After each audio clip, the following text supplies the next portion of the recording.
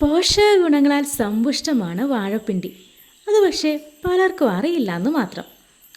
ഒരു വാഴ വെട്ടിയാൽ അതിൻ്റെ കൊലയും കൊണ്ട് നമ്മളിങ്ങ് പോരും അല്ലേ? പക്ഷേ ഇതാ ഇങ്ങനെ പൊളിച്ചെടുത്ത് അത് വെച്ചൊരു സാലഡ് ഉണ്ടാക്കിയാലോ? ഇത്രയും ഫൈബർ റിച്ച് ആയിട്ടുള്ള മറ്റൊരു വെജിറ്റബിൾ ഇല്ല എന്ന് തന്നെ പറയാം.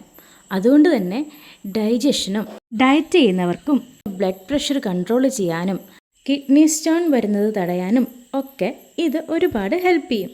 വാഴപ്പിണ്ടി കൊണ്ട് പലതരം കറികൾ കൂട്ടിയിട്ടുണ്ടെങ്കിലും ഇതുപോലൊരു സാലഡ് ഇതാദ്യമായിരിക്കും. അതിനായിട്ട് ഈ ബനാന സ്റ്റെംസ് എടുത്തിട്ട് ഇതുപോലെ ഒന്ന് അരിഞ്ഞ് ചെറുതായിട്ട് കൊത്തി അരിഞ്ഞണം. എന്നിട്ട് 2 പച്ചമുളകും 8 ചുവന്നുള്ളിയും കൂടെ ചെറുതായിട്ട് കുനുകുനാന്നരിഞ്ഞിട്ട് ആവശ്യമുള്ള ഉപ്പും ചേർത്ത് കൈകൊണ്ട് നന്നായിട്ടൊന്ന് തിരുമണം. ഇനി അതൊരു സെർവിങ് ഡിഷിലേക്ക് മാറ്റി അതിലേക്ക് 8 ടേബിൾ സ്പൂൺ പുളിയില്ലാത്ത കട്ട തൈരും കൂടെ ചേർത്ത് കൊടുക്കണം. ഈ തൈരിലെ പ്രോട്ടീൻസ് ഒക്കെ ഉള്ളതുകൊണ്ട് നമുക്ക് ഒരു ഫുൾനെസ് എപ്പോഴും ഫീൽ ചെയ്യും.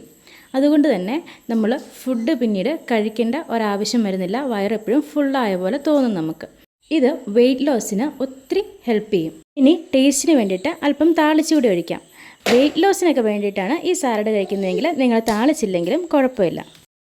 അപ്പോൾ ഇത് ഓയിൽ ഫ്രീ ആയിരിക്കും. ഇനി ടേസ്റ്റിന് വേണ്ടി നമുക്കൊന്ന് താളിച്ചു കൂടി ഒഴിക്കാം.